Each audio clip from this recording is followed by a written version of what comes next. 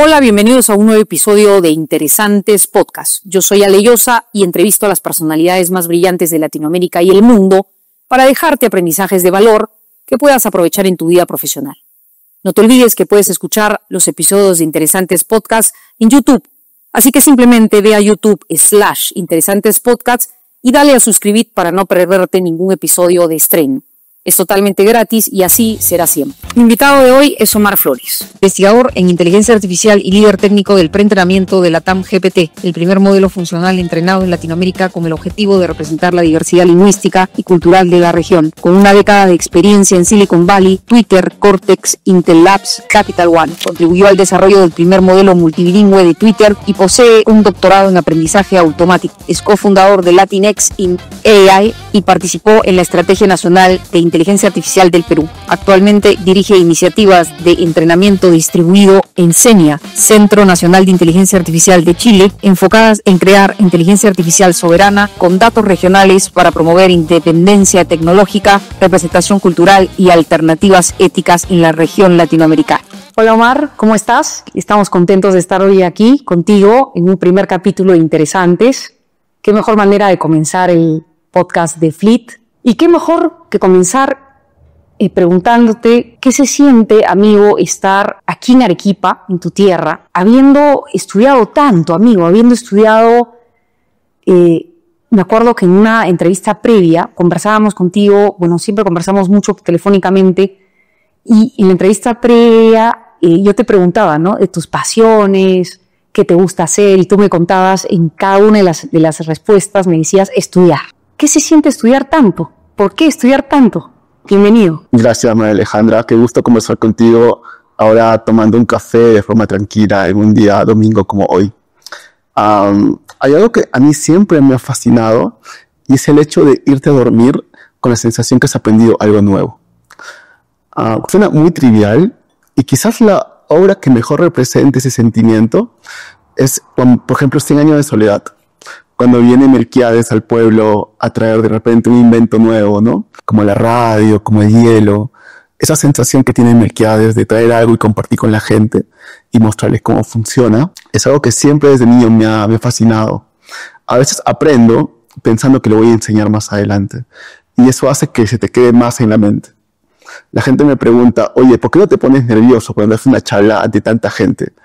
Y he descubierto de que cuando tú vienes con una sensación de compartir conocimiento, el miedo desaparece y se reemplaza por una sensación más de cómo lo explico mejor, cómo hago que me entiendan, cómo cambio mi voz, cómo hago una pausa. Entonces, ese tipo de cosas me llaman mucho la atención. Más que aprender con la finalidad que probablemente tengo que explicarle a alguien más adelante. Bueno, esta pregunta no la tenía planeada, pero me encanta que me hayas tocado el tema de 100 años de soledad, porque justamente en unos días tengo que entrevistar a Alfonso Núñez, dueño de 13 Monjas, que es un restaurante aquí en Arequipa muy conocido, y tengo preparada para él una pregunta que tiene que ver con 100 años de soledad, porque yo considero que Arequipa es un poco ese pueblo de 100 años de soledad, y voy a hacerle una pregunta vinculada de 100 años de soledad que trae al pueblo esta idea y que comience este negocio en este pueblo de 40 personas, con esta comunidad, con esta tribu, a la cual le dice, voy a empezar este negocio y lo empieza con estas 40 personas. ¿Es un poco así Arequipa? Sin duda, Arequipa es una Macondo. De hecho, muchas de nuestras canciones hablan de aquel arequipeño que se fue afuera y que viene directamente a compartir cosas, ¿no? Hablan de cómo la lluvia le cae en la cara, habla de un lípido aguacero, por ejemplo. Canciones como El Regreso nos hablan de aquel arequipeño que viene con la finalidad de reverdecer laureles de ayer, ¿no? Entonces, cuando uno crece con esa cultura, siempre está pensando qué voy a compartir cuando vuelva a mi tierra, ¿no? No sé si es algo muy, muy peruano o muy latinoamericano, pero sin duda Arequipa tiene un carácter especial, ¿no? Han habido pensadores increíbles, economistas fabulosos, y he conocido un par de veces a Mario Vargas Llosa en eventos como el GEI, por ejemplo. Y siempre sientes esa necesidad de volver con algo más, ¿no? No necesariamente es físico, puede ser, no sé, yo vengo hablando de IA desde hace 15 años en Perú, ¿no? Y siempre me tengo a Arequipa en diciembre como un evento increíble en mi vida, como una oportunidad para compartir cosas, ¿no? Es cierto, Arequipa es un poco eso. Y un poco hace un tiempo, hace un rato, conversábamos contigo que uno no es el mismo, y menos en el quehacer que tenemos nosotros vinculado a la tecnología. Cambiamos cada 4 meses, cada 5 meses, cada año, no somos los mismos. Y en ese sentido, Omar, quiero preguntarte, ¿quién fue Omar? ¿Y quién es Omar hoy? ¿Quién es Omar Flores? ¿Quién fue Omar Flores y quién es Omar Flores hoy? Qué gran pregunta, qué gran pregunta. Me acordaste aquel poema de Pablo Neruda que decía, y sin embargo nosotros ya no somos los de antes, ¿no? Sí. Sin embargo nosotros ya no somos los mismos. Así es. Y el Omar, por ejemplo, que salió de Arequipa, era un Omar con mucha ambición. Quería comerse el mundo y entendía que el mejor lugar para hacerlo era el Silicon Valley. Y era Estados Unidos. Por entonces la gente hablaba, oye, ¿sabías que la tecnología de Cisco, de IBM, está cambiando el mundo? Y todo el mundo ponía como referencia a California, ponía como referencia a Estados Unidos para hablar de computación. Yo, siendo un estudiante, decía, bueno, ¿por qué me voy a Brasil si puedo ir a Estados Unidos y ver de cerca esa revolución? Hablábamos de la revolución del Big Data, de los datos grandes. Hablábamos de la revolución del Internet of Things, el Internet de las cosas, ¿no? Y todo el mundo terminaba un correo interminable, daba una referencia a Estados Unidos. Entonces mi objetivo fue, ok, quiero ver esta historia de cerca. Si fuera el fútbol, sería, quiero ir a España para ver directa, para jugar en la Liga 1 o jugar en la primera división y entrenar con estas personas y ver qué se siente, ¿no? Un chico con mucha ambición, que realmente estudió mucho para lograr esto y llegó a un país distinto, a una comunidad diferente que se llama Estados Unidos y particularmente Utah. Utah es un estado mormón, es un estado con una religión distinta, es un estado que tiene 4 meses de nieve, ¿no? Entonces, estar en el medio, un latino que había salido de su país, por ejemplo, para estudiar, y me encontraba pues en medio de todo un cambio cultural bastante fuerte, ¿no? No conozco ningún estudiante de doctorado que no haya querido regresar en algún momento a su país de vuelta. Evidentemente a mí también me pasó y directamente estuve en una comunidad muy diferente, preguntándome si había hecho lo correcto. Muchos de mis compañeros se fueron a Brasil a estudiar el doctorado. Mientras yo veía las fotos que tenía en Río, mientras yo veía las fotos en Ipanema o en Copacabana, yo estaba probablemente con 10 centímetros de nieve yendo a la universidad, enfrentando una tormenta de nieve para caminar de mi casa a la universidad, ¿no? Y me preguntaba, ¿habré hecho lo correcto? Y sin embargo pasó el tiempo, el Omar tan ambicioso por entonces recibió un baño de humildad directamente para empezar desde cero, ¿no? Hay alguien quien dice que, ok, puedo ser directamente el campeón de mi pueblo, pero ¿qué significa competir internacionalmente? Significa empezar de cero, mostrar a los profesores que eres un buen estudiante desde cero, ganarte el respeto de tus compañeros, y eso demoró tiempo y años, ¿no? Una vez que terminé el doctorado, presenté mi tesis, me ofrecieron una cátedra en ese momento para enseñar en la universidad. El profesor de Machine Learning se había ido y me dijeron, oye, ¿por qué no vas a trabajar como profesor? Mi advisor rápidamente le dijo, no es necesario porque él tiene una oferta de trabajo para juntarse con Intel como investigador. Me junté directamente en Intel Labs, que es el centro de investigación de Intel, en el equipo que hizo la silla de ruedas para Stephen Hawking. Yo hice mi pasantía ahí, trabajé 5 años en este lugar, y el Omar por entonces que estaba, tenía una ambición diferente, una ambición ya más madurada, más matizada por la humildad de empezar de cero, pero ciertamente con la oportunidad de seguir aprendiendo más, ¿no? Entonces estuve 5 años en Intel Labs en Santa Clara, California, ya en el Silicon Valley, aprendiendo de mucha gente, y me di cuenta que el camino que había escogido era diferente. Porque no me fui a MIT, no me fui a Rutgers, no me fui a Virginia Tech, no me fui directamente a una universidad top. Y sin embargo, con el esfuerzo suficiente, había llegado al mismo lugar, porque todos mis compañeros eran del Ivy League. Entonces me di cuenta, me di un segundo baño de humildad.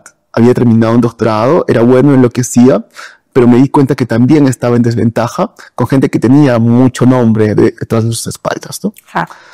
Entonces trabajé 5 años, llegué a dominar bastante bien la inteligencia artificial ya a nivel de una empresa, ya a nivel de un laboratorio mundial de investigación. Y luego vino la sensación de, ok, quiero ganar dinero con este conocimiento. Entonces fue una segunda tipo de ambición, esta vez monetaria, y quiero capitalizar este conocimiento en inteligencia artificial.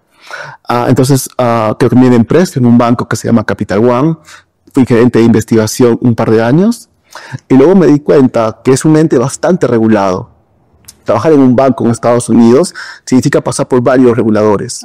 Significa que cada algoritmo de inteligencia artificial generativa necesita ser conversado con un abogado eventualmente para salir al mercado, ¿no?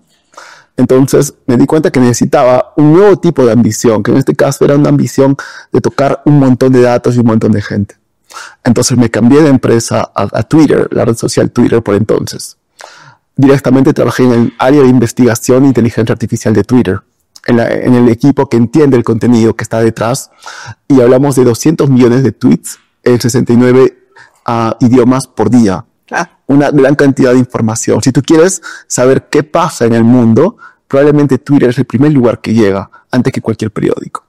Estuve como un niño en una fábrica de chocolates trabajando de lunes a domingo y nunca lo sentí como un trabajo. Yo estaba bendecido de trabajar con tantos datos mundiales, ¿no? Trabajé 3 años y de pronto de lo mal que tenía esa ambición, este fuego interno directamente de conocer más, de aprender más, de monetizar esto y de compartir conocimiento, algo dentro de mí dijo, ok, si sigo a esta velocidad, me voy a estrellar probablemente en 6 meses, ¿no? Sentí que venía una especie de, quizás de sentimiento de que no estoy optimizando otras cosas en mi vida. No sé tocar un instrumento, no conocía ningún país en Europa, había dejado de leer libros de literatura, de poesía hace mucho tiempo. Y me di cuenta que el tiempo personal para hacer otras cosas diferentes, que quizás estén más conectadas con la otra parte de tu cerebro, el lado derecho, habían estado dormidas por años, ¿no? Y me di cuenta si estaba haciendo lo correcto o no. Entonces decidí ponerle una pausa a mi vida, estuve mochilero 4 meses en Europa, traté de volver a Perú, me reconectarme con mi país y con las cosas que realmente me habían sacado hacia afuera. Un profesor me decía, nunca te olvides que los motivos por los cuales estás saliendo afuera, los problemas que te han sacado del país, el sistema educativo que te ha generado directamente tu curiosidad y que ha alimentado tus conocimientos, van a seguir ahí una vez que tú tengas o no éxito afuera, ¿no? Entonces siempre todo arequipeño quiere volver a su patria, quiere volver a su país y cambiar algo. Intenté hacer una startup, una empresa, durante 8 meses y no funcionó. Y luego intenté ahora, en esta oportunidad, trabajar en un lugar que está haciendo el primer modelo de lenguaje en Latinoamérica. Sería como hacer el primer automóvil, de repente, en nuestro país, ¿no? Y directamente, esta es mi segunda oportunidad de dejar un legado que directamente va a estar acá y va a crecer y va a ser la primera piedra de algo muy grande, estando yo o no acá. Entonces, ese es un poco un trayecto de los últimos 15 años de mi vida. Y respondiendo a tu pregunta de forma corta, siempre es un camino marcado por la ambición, pero conforme tienes más años, y quizás me darás la razón en esto, cada vez es menos una ambición personal. A veces ayudar a alguien, sí. Y que conforme vas haciendo proyectos más grandes, tienes la oportunidad de ayudar a más personas. Ya he vuelto a tener esa ambición que había perdido. Devoro papers técnicos todos los días, programo como nunca había programado antes, ahora con la ayuda de la IA generativa, y estoy de vuelta para considerar nuevos desafíos, ¿no? Siendo uno de los más grandes, ayudar en el equipo que desarrolla el primer modelo de inteligencia artificial de Latinoamérica. Y en esa línea, Omar, y muchas gracias por la respuesta, porque digamos que en tu respuesta yo veo que lo que tú quieres es llegar a dejar un legado. Y en esa línea, ¿qué consideras tú que ha sido lo que más ha marcado este camino, ¿no? ¿O qué consideras tú que ha sido, o cuál ha sido la decisión en esta hoja de ruta, la decisión que más ha marcado,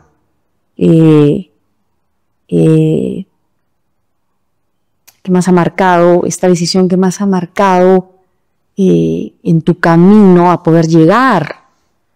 O la decisión que más va a marcar, ¿no? O cuáles han sido las decisiones que han, digamos, si un joven ahorita está escuchando este podcast, cuáles han sido las decisiones que pueden ayudar a poder, o que te han podido ayudar a ti, ¿no? Un poco para que estos jóvenes puedan entender, si ellos te tienen a ti como un referente, que los puedan ayudar también a ellos, a poder llegar, a poder seguir un camino como ¿no? Muchas de las cosas hoy en día reflejan un cambio mental. O sea, la primera cosa que tienes que hacer para cambiar tu vida es probablemente cambiar a un chip que tienes adentro de la mente, ¿no? En ese sentido, la vida se compone de decisiones que están condicionadas directamente a tener una mentalidad específica. Entonces, no siempre es una cuestión directamente de pensar acerca de la matemática como algo malo, ¿no? Como algo aburrido, sino que directamente está relacionado a muchas de las cosas que suceden en este momento. Cuando tú tienes una película en Netflix que quieres ver, hay una multiplicación de matrices en la nube que está ejecutándose, son dos vectores que se están multiplicando y que directamente se traduce en una lista de películas, ¿no? Cuando yo entendí que había matemática y computación detrás en todo lo que nos rodea, si tú me apuras, quizás el universo mismo es información. Claro. Entendí de que estaba enamorado de Sari y quería conocer más. Claro. Entendí rápidamente, mientras estudiaba en la UNSA, de que no era suficiente seguir en el país. Había llegado a un techo en las cosas que podía aprender en el país y necesitaba competir afuera. Segundo cambio de mentalidad. El primero, aprender algo que parecía difícil, que era la matemática. El segundo, salir afuera y competir. Algo muy arequipeño por lo demás. O sea, los arequipeños estamos siempre tratando de competir y no nos da miedo de competir internacionalmente. Y estamos tratando siempre de mejorar, pero compitiendo con los mejores, ¿no? Claro. Entonces dije, ¿qué tiene alguien de India? ¿Qué tiene alguien de Stanford? ¿Qué tiene alguien de MIT que yo no tenga, no? Tiene muchas cosas, pero en ese momento el hecho que tú directamente tengas el desconocimiento y la oportunidad de competir hace que directamente empieces a hacerlo. Entonces fui a competir afuera, me di cuenta que era mucho más difícil, pero me di cuenta que quería seguir haciéndolo, ¿no? Después, el tercer cambio de mentalidad quizás está relacionado al hecho de querer profundizar en estas cosas, ¿no? No quedarte como un usuario de tecnología, sino saber realmente qué está detrás, qué programa, qué fórmula, qué ecuación, y directamente tratar de entenderlo a ese nivel de detalle. Entonces, quiero cerrar simplemente con una reflexión. Yo cuando estaba en IBM Research en San José, California, haciendo una pasantía, me di con la sorpresa de que los únicos latinos que veía mayormente estaban en la cocina. Yo trabajaba, me iba a la cafetería, y el único momento en el cual podía hablar español era cuando hablaba con los meseros o cuando hablaba con los chefs. Y yo le decía, hola, ¿cómo estás, hermano? ¿De qué país eres? Y había tanta afinidad que me daban papas fritas gratis, me daban una presa de pollo más, me aumentaban el arroz. Y me di cuenta de que directamente había algo que estaba mal, ¿no? Y conversaba con amigos mexicanos que estaban estudiando por entonces, yo era un estudiante. Y le decía, ¿qué está mal si este lugar no está lleno de mexicanos, siendo México tan cerca, copando todas estas áreas de tecnología? ¿Por qué alguien de India y de China tiene que venir de tan lejos, teniendo igual calidad económica que la tuya, y que directamente no esté directamente dominado por una cuestión geográfica? Es decir, México está al costado de Estados Unidos, ¿no? Y me di con una sorpresa que quizás es un cambio de mentalidad. Cuando tú quieres, María Alejandra, cubrir una necesidad instantánea, directamente te enfocas en trabajar en una actividad que no genere un valor agregado. Pero una persona de India o de China viene a hacer la maestría, viene a hacer el doctorado. Y la aparente directamente capacidad o directamente falta de recursos hoy se acumula conocimiento, se convierte directamente en un trabajo de calidad más adelante. Entonces, solamente para terminar, muchas veces el hecho que tú quieras competir globalmente y el hecho que tú quieras postergar un retorno de inversión instantáneo, intercambiarlo por conocimiento y capitalizarlo más adelante, es algo que directamente también es un cambio de pensamiento. Omar, para terminar esta parte, este bloque del tema personal tuyo, yo quiero hacerte una pregunta. Yo te veo en todos los aspectos que hemos conversado muchas veces contigo. Eres un chico muy ambicioso. ¿Esto a qué lo confieres? ¿A un poco a ti mismo, a tu forma de ser, o un poco a tu madre y a tu padre? Cuéntame un poco eso. Sin duda viene de los papás, sin duda hay algo genético que está detrás.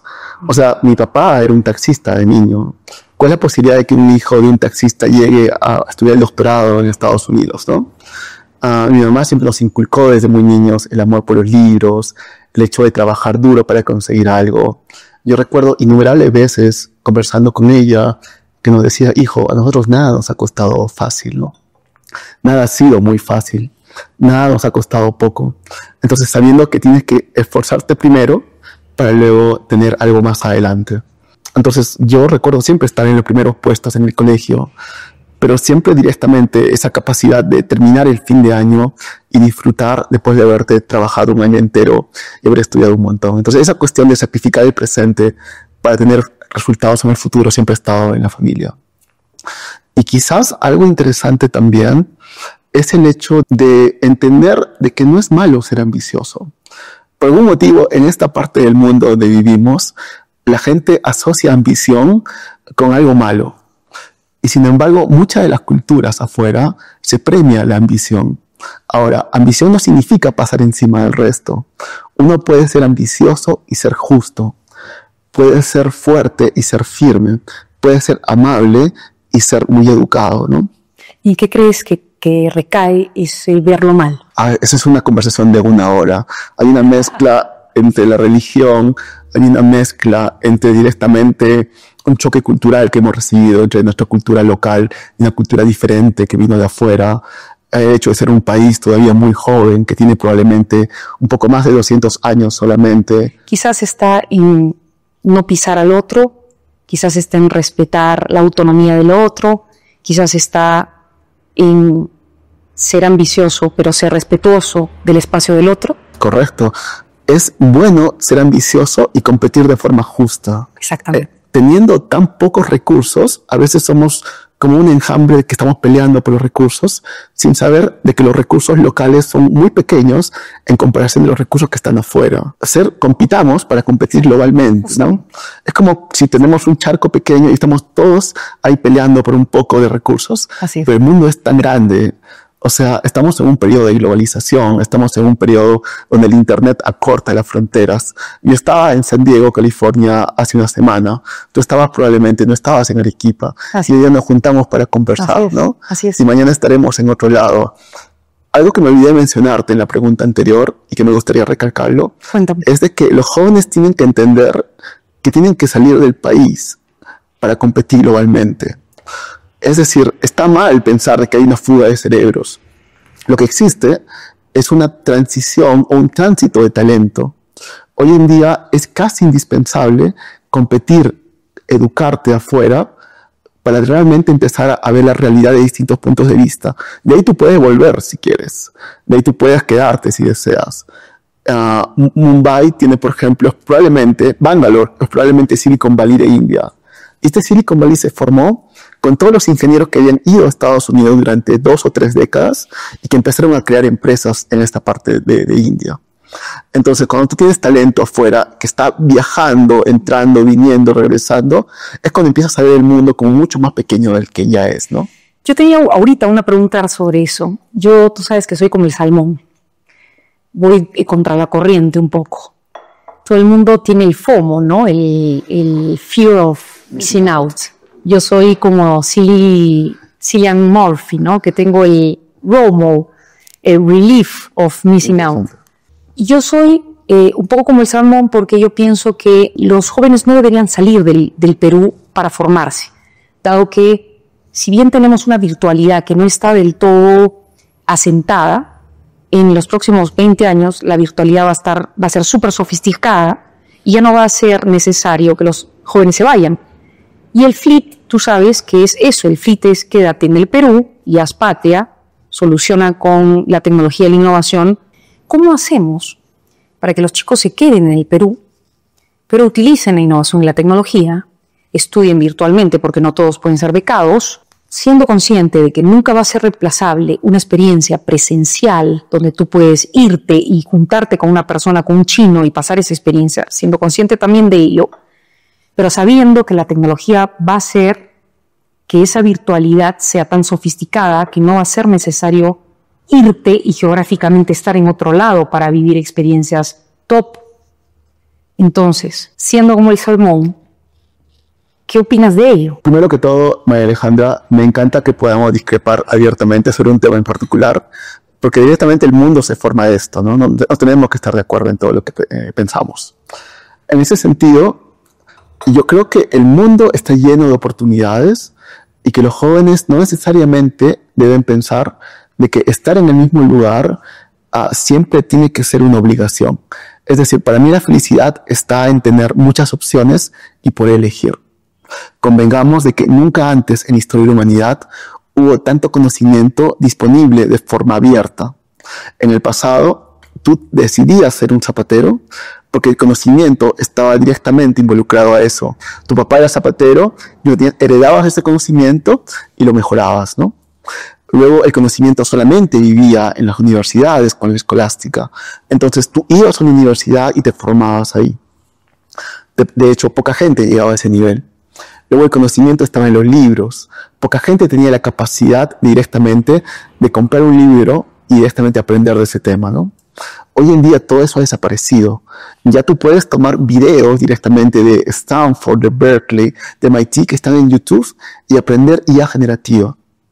Dime qué increíble vivir en un mundo en el cual el conocimiento está disperso y tu única condición es tener una computadora y una línea de internet. Ojo que no todo el mundo hoy en día puede hacer eso incluso. Lo que quiero decir es de que cuando yo digo que los jóvenes salgan afuera, me refiero no necesariamente a trabajar y vivir, me refiero incluso a viajar, me refiero incluso a tener amigos afuera. Y quizás la forma más sencilla y más ordenada de inmigrar o de emigrar es salir afuera a estudiar.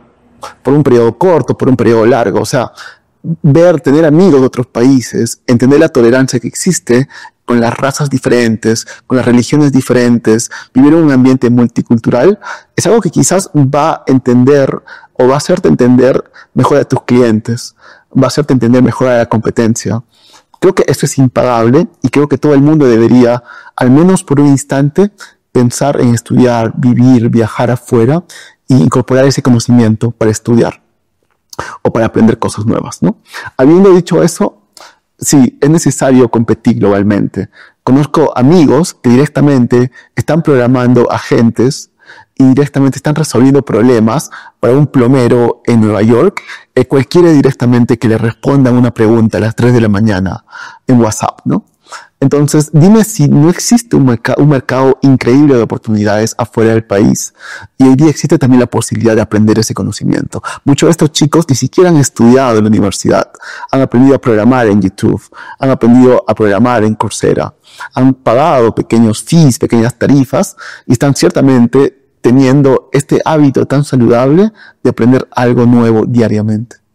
Sí, es increíble.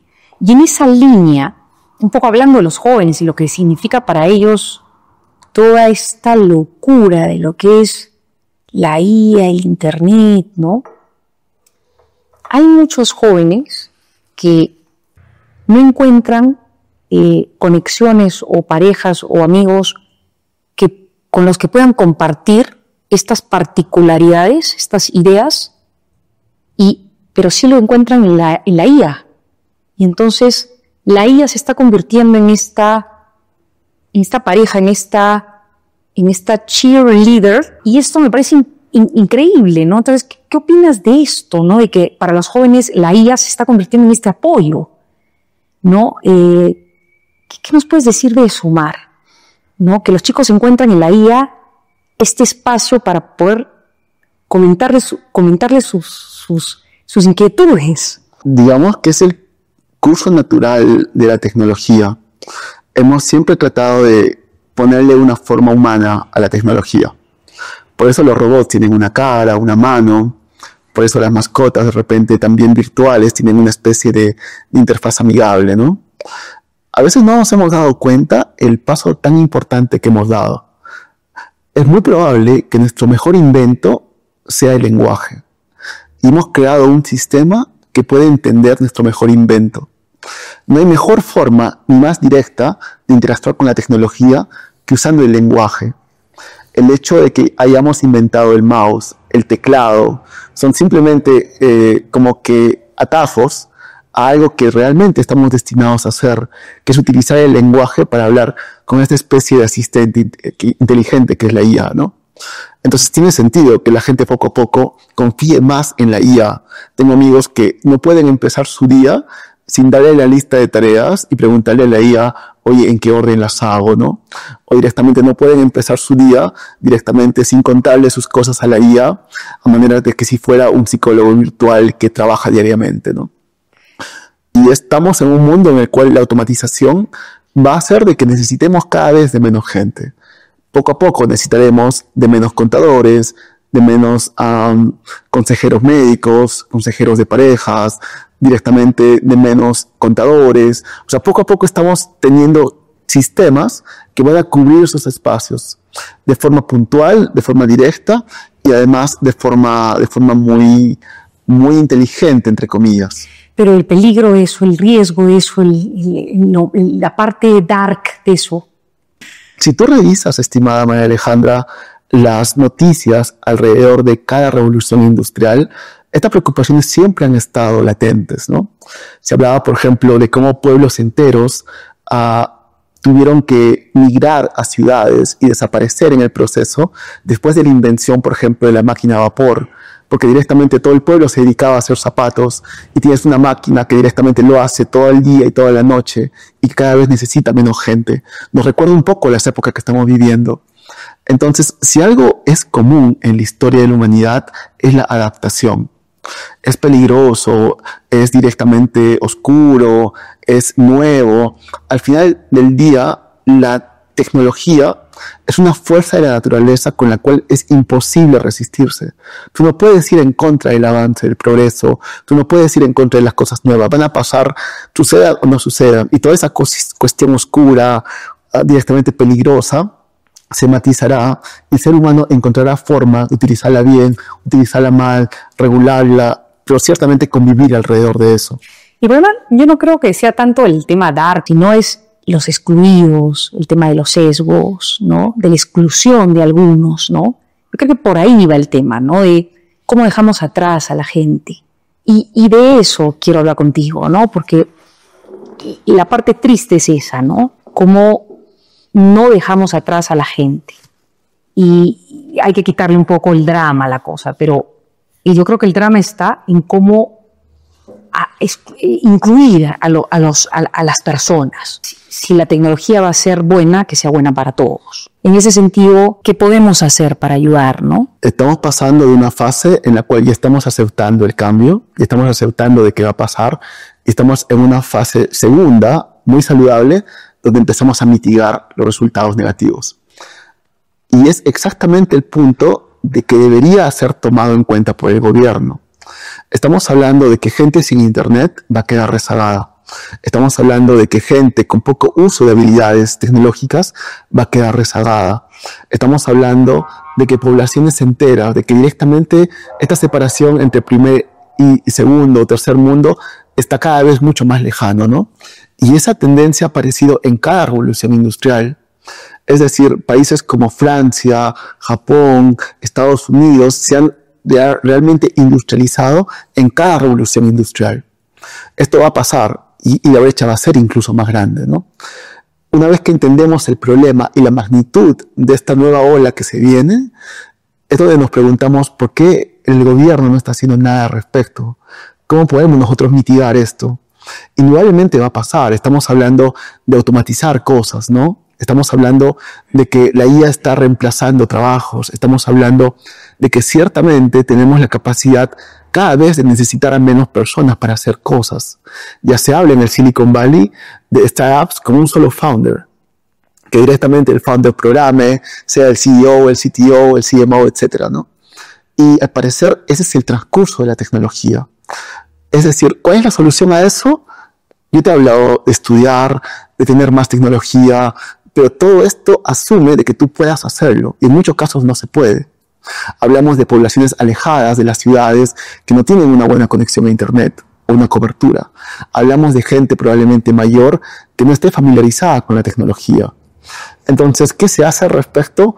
Te soy sincero, yo no tengo una respuesta adecuada y espero que el gobierno directamente sepa la ola que está viniendo en solo 10 o 15 años, ¿no? Claro. Es muy divertido hablar de agentes, es muy divertido de decir, oye, esto lo conectas con WhatsApp, le pones LangChain, le pones Crew AI, le pones Backpropagation, entrenas modelos, pero no nos pensamos o no ponemos sobre la mesa el hecho de que venga un robot y que directamente haga taxi y directamente desplace tanta gente que trabaje esto diariamente en el país, ¿no? Claro. No hablamos de las cocinas o de repente los restaurantes que funcionan de forma automatizada. Y si la gente dice, esto parece ciencia ficción, dale 15 años a esto, claro, y conversemos en 15 años. Claro. Es muy divertido hablar de todo esto en países como Estados Unidos, como no. Pero volvamos al Perú, y acá un poco quería llegar a este punto para conversar un poco contigo de los dos estamos en el clash regulatorio de América Latina y el Caribe, que está formado por un Institute y la Fundación Newman. Y un poco nos preguntaban qué estamos opinando del tema de la IA en el mundo. Y hablamos un poco de la creación del Ministerio de Ciencia, Tecnología e Innovación del Perú. En el Perú. Y quiero que nos comentes un poco qué opinas tú de la creación de un posible Ministerio de Ciencia, Tecnología e Innovación del Perú. Por supuesto, yo creo que para países como nosotros es absolutamente importante y ya estamos incluso tarde. Países como Chile y Colombia tienen un Ministerio de Ciencia y Tecnología. De hecho, yo le pondría un Ministerio de Ciencia, Tecnología e Inteligencia Artificial. Estamos hablando de que la IA representa algo tan potente como la invención de la máquina de vapor, como la invención del chip y como la invención del Internet. Cada una de estos tres inventos directamente han sido olas perdidas por el país para llegar al primer mundo, para sacar a mucha gente de la pobreza y para crear puestos de trabajo. Entonces, estamos como país con la capacidad de darnos el lujo de perder una nueva revolución industrial, sabiendo que esta viene cada 40 años. Entonces, yo diría que para países como Perú debería ser incluso más importante que para países ya industrializados, ¿no? Sí. Presidentes que usualmente piensan en 5 años, cuando viene una tormenta que va a durar probablemente 20, 30 o 40 años, y donde recién está empezando a tener oportunidades y que podemos tomarlas tranquilamente, parece un lujo que el país no haga nada al respecto. Y siempre digo, lo peor que puede hacer el Perú es no hacer nada al respecto. No es una IA que va a venir en forma de Terminator y te va a atacar.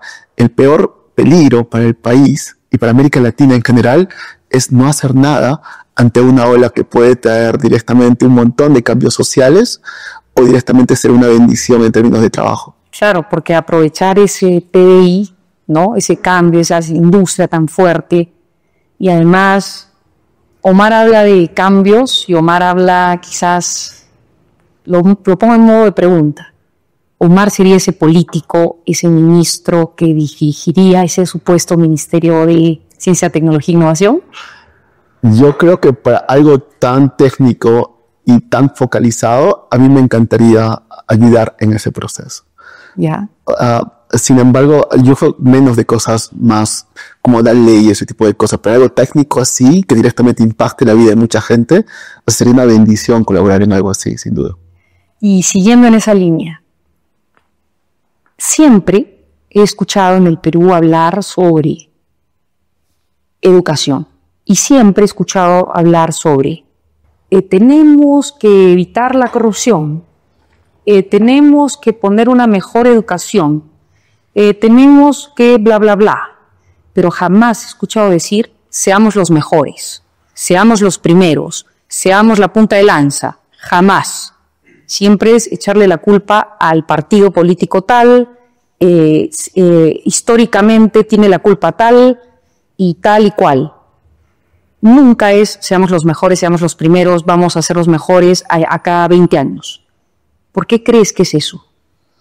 Yo creo que es porque nos hemos acostumbrado a que la gente que dirige nuestros caminos y nuestras decisiones directamente sea gente que habla de ideas, pero que no las hace realidad. De donde yo vengo, que es el Valle del Silicio, donde las ideas están rondando por todo lado, poco sirve hablar bonito de un tema si es que no está respaldado por hechos y experiencias concretas. La gente no te pregunta, oye, dime de qué es tu startup. Te dice, dame tu repositorio de GitHub y déjame ver el código que está detrás. Entonces, desconfíen mucho de gente que solamente les habla de un cambio, que les habla de tecnología y que nunca haya trabajado en una empresa sobre esto. Desconfíe de gente que les hable de inteligencia artificial, de ciencia y tecnología y no tenga papers al respecto, de que no escriba código, de que no se haya amanecido semanas, meses y años directamente creando esa tecnología para un consumo masivo, ¿no? Cuando tú haces cosas, te das cuenta que las ideas son más difíciles de llevar a la realidad de lo que parece, ¿no? Todo esto, lo que te quiero decir es que siento de que el mundo está cambiando y está cambiando hacia una versión mucho más de ingeniería y mucho menos de leyes, mucho más de hacer cosas, de emprender, de crear, de interactuar con el cliente, de crear tecnología, de programar. Estamos hablando de un mundo en el cual todos vamos a programar en unos 10 o 15 años, de que la IA va a tener la capacidad de traducir lo que quieres en código. Si necesitas una página web, será tan fácil como utilizar Photoshop muy pronto. Entonces, en este mundo, regido por ingenieros, regido por cambios tecnológicos, importará más cosas como deadlines, como productos, como KPIs, como conocer a tu cliente, como capturar requisitos, como programar, y menos de regulaciones o menos directamente de leyes. Estamos hablando de un mundo cada vez más automatizado. Creo que me he extendido un montón de lo que me has preguntado inicialmente, pero estamos hablando de que estamos ante la presencia de un cambio y que lamentablemente necesitamos cosas como un ministerio que sea el puente para transicionar a un mundo en el cual es cada vez más importante la ciencia, la tecnología y la inteligencia artificial. Ahora quiero conversar contigo sobre un tema que hemos hablado telefónicamente y que me parece súper importante y también quiero que te extiendas un poco porque lo hablamos y me quedé pensando en eso. Y es un poco sobre el tema también de la IA. Y hablamos contigo sobre la empresa y por qué no se está implementando inteligencia artificial. O por qué las empresas tienen un poco de miedo y le implementan a medias y fracasan. El 95% de las empresas implementan inteligencia artificial y fallan. Y no lo digo yo, lo dice MIT. Y me dijiste por teléfono, yo creo, Ale, que la única forma de implementar inteligencia artificial es creando los equipos de manera in-house y implementando inteligencia artificial porque la curva de aprendizaje es muy larga y la curva de implementación también. Me quedé callada un ratazo y empezamos a discutir telefónicamente y se cortó la llamada. ¿Te acuerdas? Y quedé sin batería para variar. Y quiero que lo expliques porque me pareció excelente la conversa, como siempre en estas conversas. Así que cuéntalo porque me encantó. Correcto. Parte de tener un proceso de aprendizaje es fallar constantemente de forma ordenada. Cuando la gente dice, oye, estoy implementando inteligencia artificial y he fracasado en el proceso, lo que en realidad te está diciendo es que ese primer ciclo resultó mal, lo cual está bien. Estaría mal si no has aprendido nada en ese primer ciclo. Si tú directamente delegas el proceso de aprendizaje en este camino largo, que significa crear capacidades de inteligencia artificial, estás directamente dando afuera el valor más importante que puedes tener. Y es que tus ingenieros, tu equipo, sepa hacer esto. Si tu equipo realmente captura este conocimiento, lo mejora, entiende mejor tus datos, entiende mejor la forma de evaluar, entiende mejor los métodos para hacerlo, entiende mejor a tu cliente, directamente no puedes llamar a eso un fracaso. Lo que quiero decir, estimada María Alejandra, es de que fallar en un proceso es normal y está bien. El problema es fallar grande al inicio. Si tú directamente has puesto un montón de recursos y has pensado de que el primer win va a venir rápidamente, ciertamente has hecho un mal uso de tus recursos, ¿no? Lo que tienes que tener es un equipo motivado, un equipo que sabe, y si no sabe, un equipo que puede aprender rápidamente, con un problema directo, con un problema fácil, con un problema donde existan datos, un problema que se pueda medir, y poco a poco incrementar el nivel de dificultad. ¿Cómo sé esto? Porque he fallado muchas veces en mi vida. Un experto es alguien que ha fallado mucho en un área determinada del conocimiento humano. Yo puedo jactarme de haber fallado un montón de veces y de seguir fallando, y directamente esa capacidad de haber fallado me permite anticipar posibles causas, posibles formas de equilibrar directamente esa falta de conocimiento. Entonces, lo que quería decir era eso de que si uno quiere hacer tecnología, uno tiene que entender de que eso tiene que hacerse in-house, tiene que hacerse dentro de la empresa, si quieres que ese conocimiento se mantenga, se actualice y se mejore en el tiempo. Si tú haces eso, vas a generar un equipo que va a ser bueno técnicamente y que va a estar mejor dispuesto que cualquier consultora directamente a lidiar con problemas nuevos.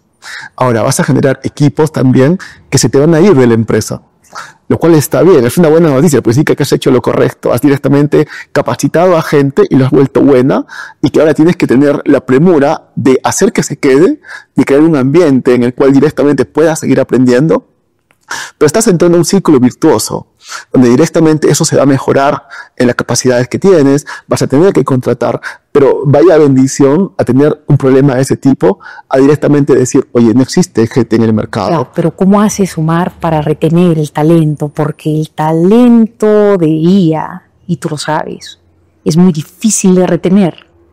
Y ahí el segundo problema, en la brecha entre implementación y ROI o retorno.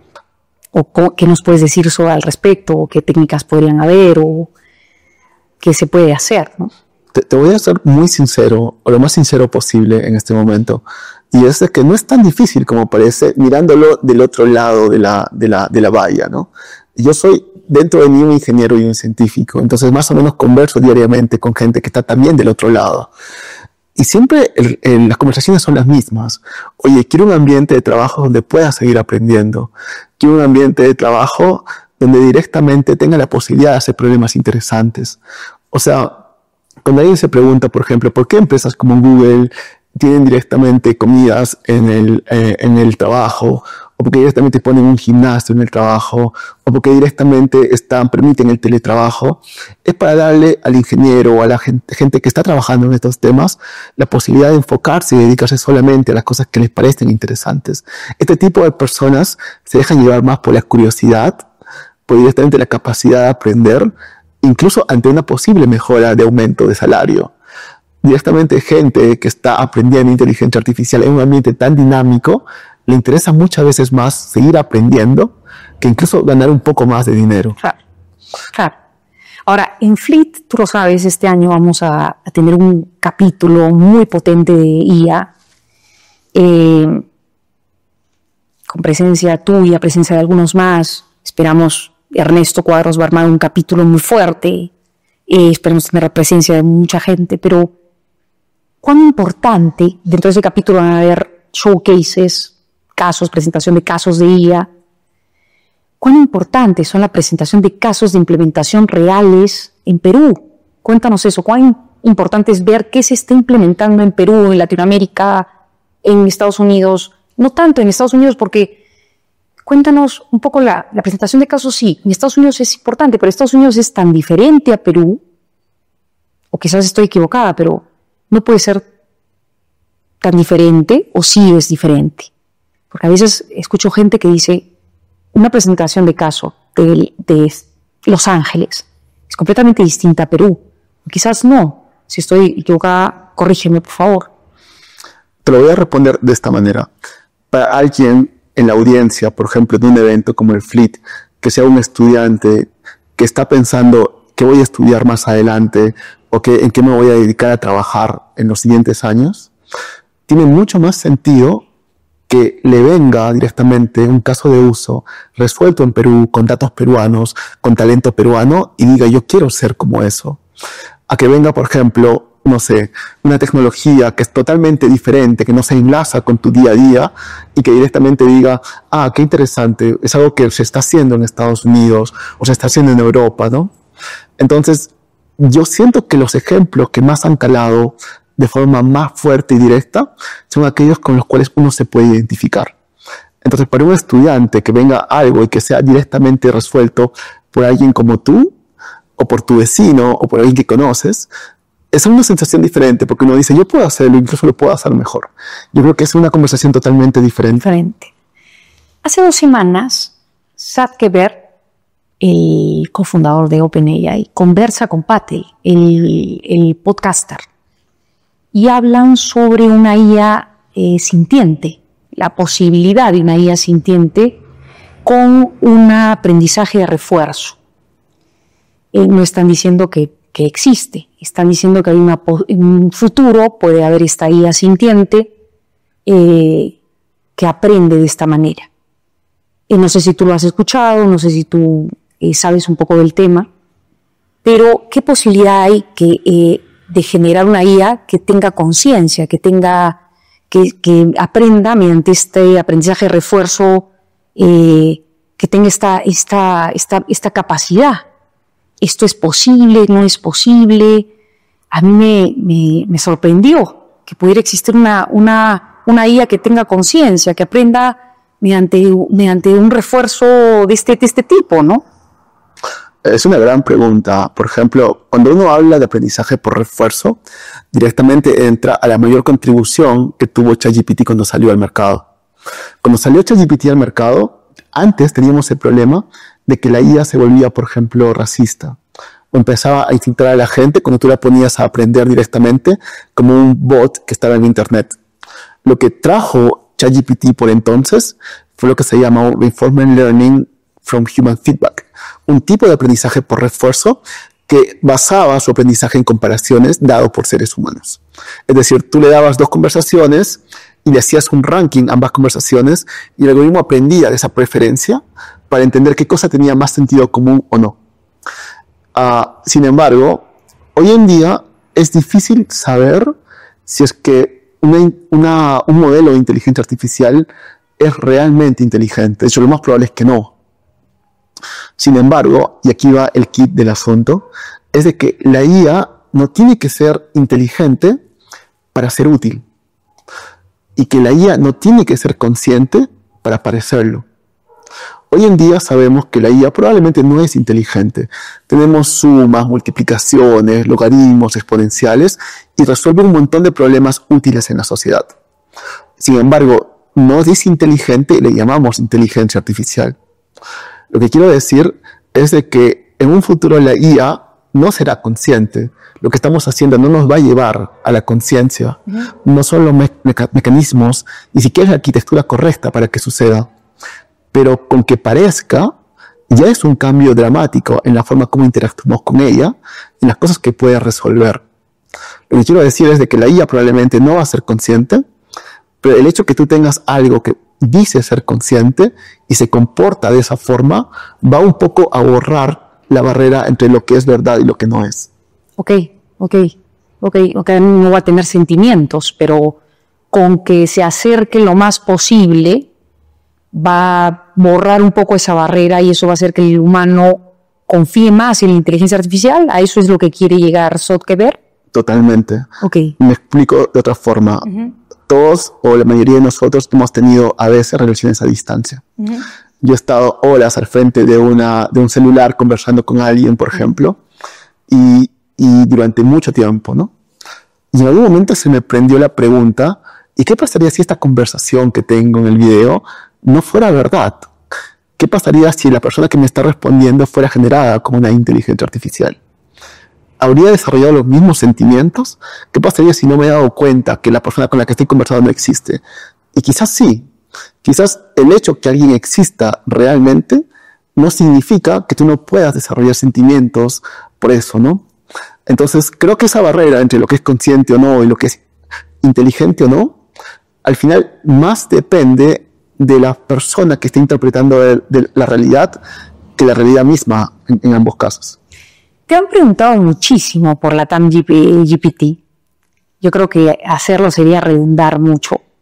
No hacerlo sería también desperdiciar un poco tu trabajo, porque puede ser uno de los trabajos de tu vida.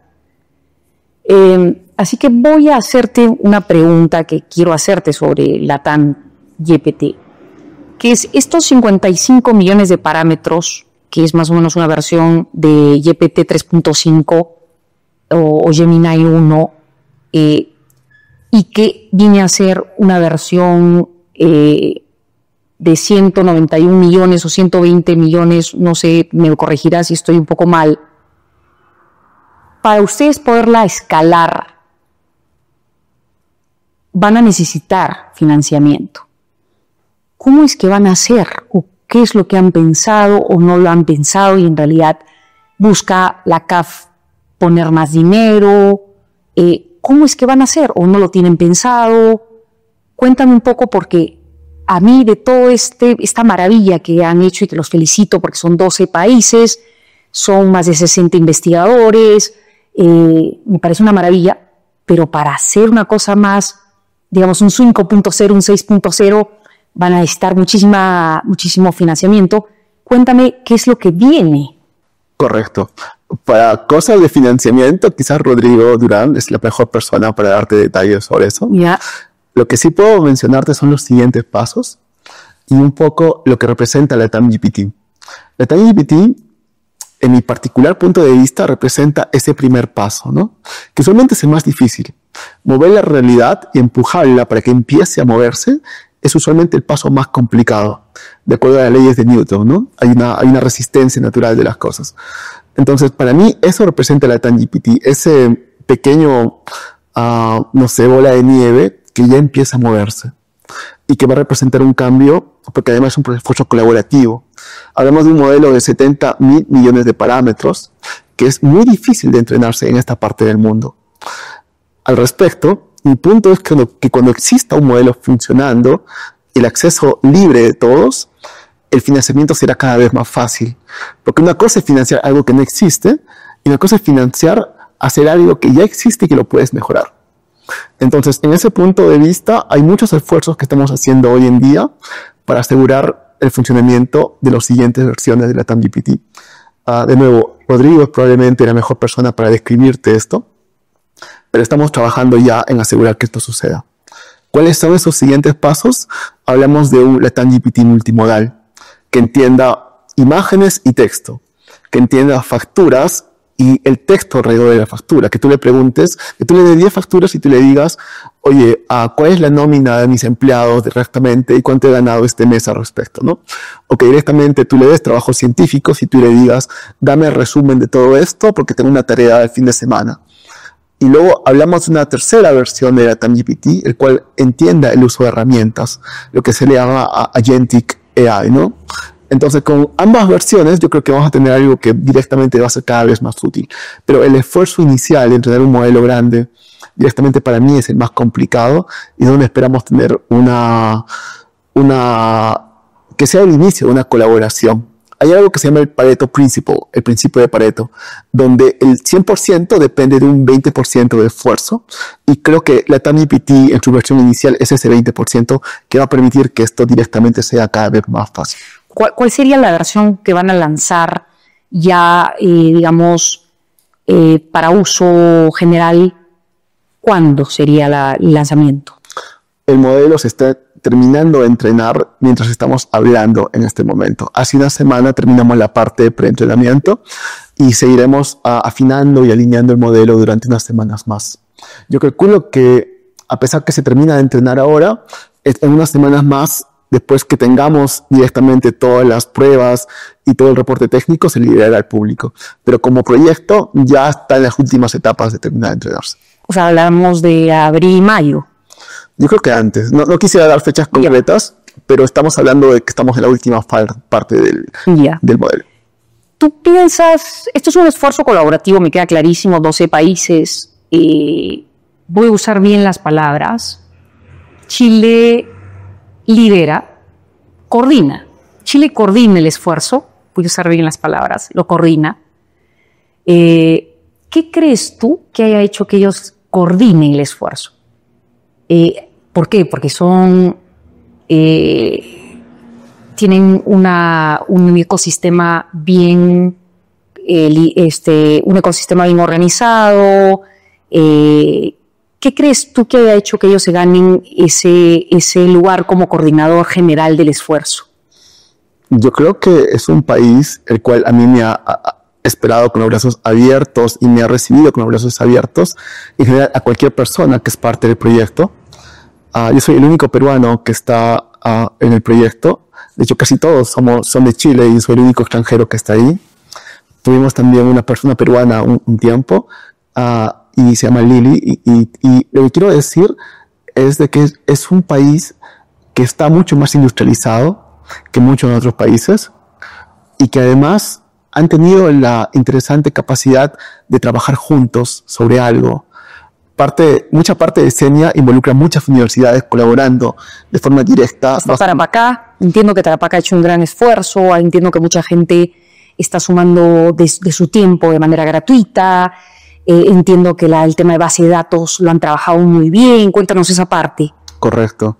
Además que son varias universidades, directamente es un ente particular el que lo está haciendo, ¿no? Con fondos ciertamente de varios lugares regionales o nacionales, pero estamos hablando de un centro que está directamente absorbiendo esta capacidad técnica de hacer cosas, el cual involucra coordinar, involucra implementar, pero directamente lo hace de forma eficiente. En ese sentido, yo rescato dos cosas que hacen que esto sea posible. La primera es la capacidad de trabajar juntos, independiente directamente de la universidad a la cual pertenezcas o instituto al cual pertenezcas, y después la capacidad de competir globalmente. Ambas cosas son realmente importantes. Habíamos hablado al inicio, ¿no?, de este cambio de mentalidad, porque cuando tú empiezas a hacer algo que directamente empieza a competir globalmente, poco a poco vas encontrando gente que piense como tú. Vas encontrando instituciones que quieran financiar esto. Pero todo empieza de esa capacidad de trabajar juntos y de tratar de hacer cosas que sean globales. Sí, los chilenos son un ejemplo para los peruanos, son un ejemplo que deberíamos siempre tomar. Omar, ya vamos un poco terminando. Muchísimas gracias por tu tiempo, por tu maravillosa forma de ver las cosas y siempre es un ejemplo para mí. ¿Qué viene después de LATAM GPT? Por ahora, mi mente está enfocada en que esto sea el mejor trabajo de mi vida, al igual que mucha gente del equipo piensa igual. Es un esfuerzo que nos ha demorado mucho tiempo personal. Hablamos de fines de semana trabajando. Este sentimiento de que tú dejas corriendo algo el viernes y que el sábado no funciona y que sabes que tienes que quedarte sábado y domingo para asegurarte de que el sistema funcione el lunes, habla directamente del esfuerzo de mucha gente. Estoy hablando del equipo de LATAM GPT, que directamente está trabajando muy fuerte para que eso suceda, ¿no? Entonces, ¿tú sientes que te vas a quedar todavía con LATAM GPT? ¿Sientes que todavía falta escalarlo, que todavía faltan algunas etapas con LATAM GPT? Yo siento que mi futuro cercano es ese. Sí. Sin embargo, yo siento también de que es importante que esto toque a muchos países en Latinoamérica para que esto se asiente y directamente tenga un impacto real. Falta consolidarlo. O sea, falta todavía LATAM GPT para rato. Como proyecto, LATAM GPT es mucho más grande que todos nosotros. Uh-huh. Es algo que tiene un impacto regional y que debería funcionar directamente y que debería tener un impacto en la gente, ¿no? Entonces sí, sin duda tiene mucho más impacto en la gente que todavía falta desarrollarse. Vamos ahora con un bloque de futuro personal y profesional ya para ir acabando. ¿Qué lecciones has sacado tú de las crisis y de los fracasos, Omar? Una vez, cuando estaba en el doctorado, alguien me dijo una frase que me dejó pensando. Me dijo que una persona inteligente aprende de sus errores, pero una persona sabia aprende de los errores de los demás. Entonces, no le puedes llamar fracaso a algo que no hayas aprendido sobre esa lección. Cuando tú me dices que tú le rehuyes directamente o no le rehuyes directamente ese evento, me estás diciendo de que tú abrazas la incertidumbre con tal que hayas aprendido algo y que te haya hecho una mejor persona, ¿no? Entonces no está mal equivocarte si has aprendido algo sobre eso. Algo que puede ser incluso interno, que puede ser algo que depende del contexto. En ese sentido, yo creo que es parte del proceso fracasar, o equivocarte, o caerte.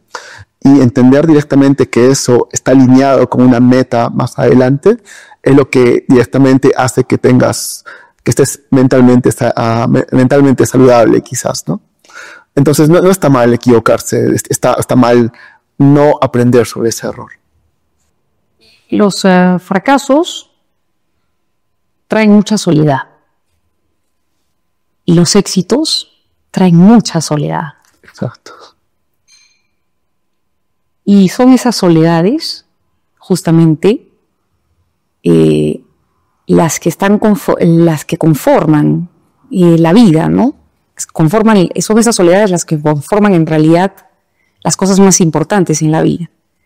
Pero he escuchado a muchos coaches hablar de temas de salud mental y hablar de temas de soledades con muchas pinzas. ¿Qué opinas tú de este tema de estos coaches de salud mental y hablarle a la gente de que las soledades no muchas veces son saludables?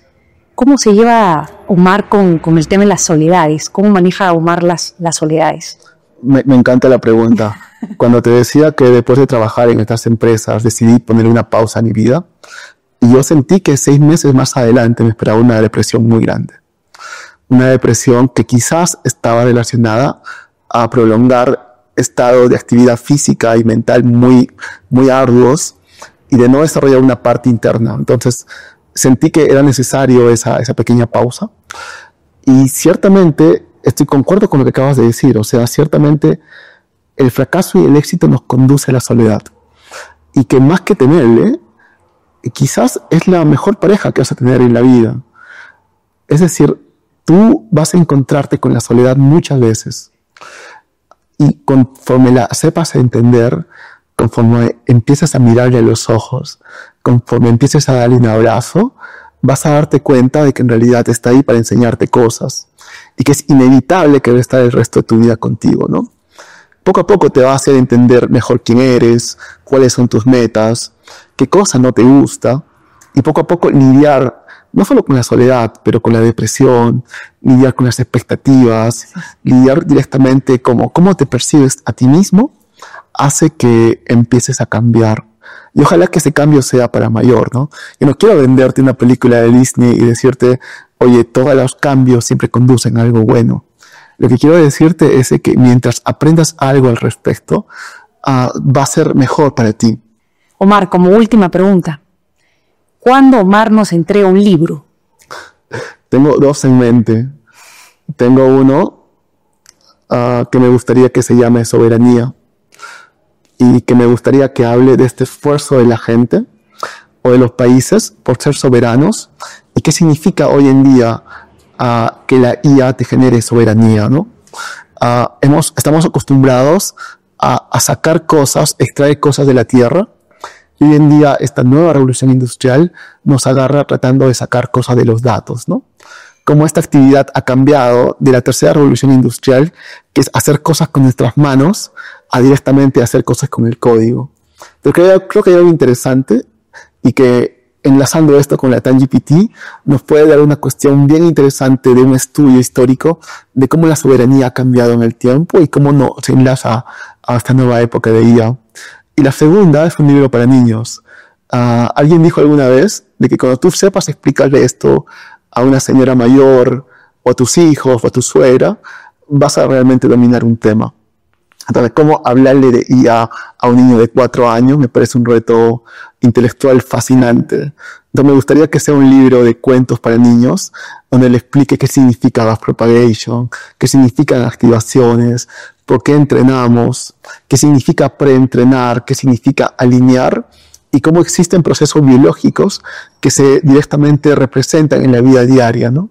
Entonces, este enlace entre distintos términos técnicos y cómo eso sucede en la vida real me parece fascinante de ser plasmado en un libro para niños. Excelente, Omar. Excelente, muchas gracias. A ti. Gracias por una conversación tan interesante. Gracias, Omar. Hasta la próxima.